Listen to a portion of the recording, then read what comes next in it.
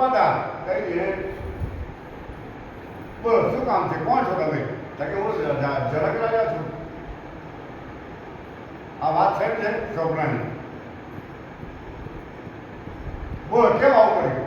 કે મને 6 દિવસની ભૂખ છે, જમવા નથી મળ્યું. એટલે માજી એક વાટકી ચોખા લ્યા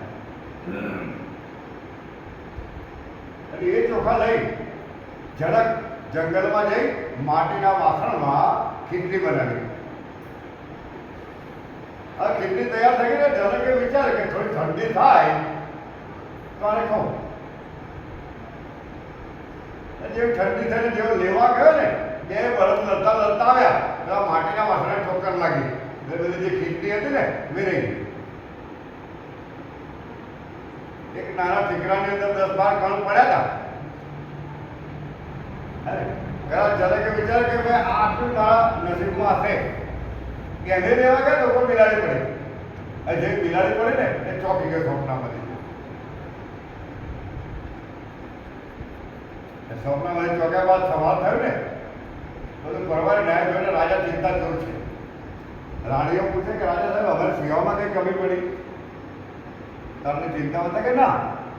તો શું કારણ છે તમે ચિંતામાં કેમ છો?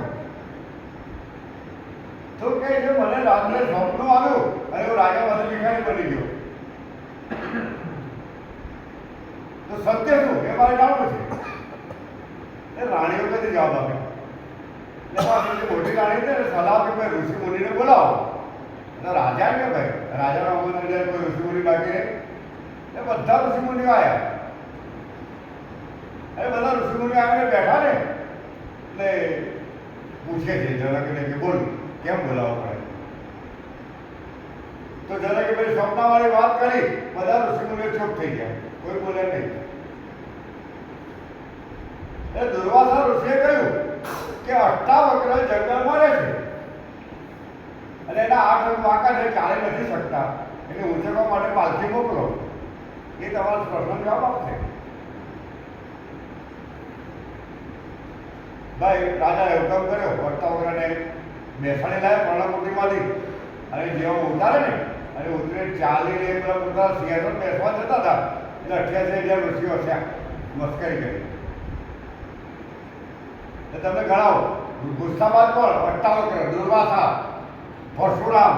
આ જે છે ને આ જે ઋષિઓ એ નંબરના ગુસ્સાબાદ. ત્યારે શ્રાપે આપે અને તૈયારી વધાઈ કરી નાખે. એટલે અષ્ટાવક્રને જોઈ પેલા ઋષિ મુનિઓ હસ્યા ને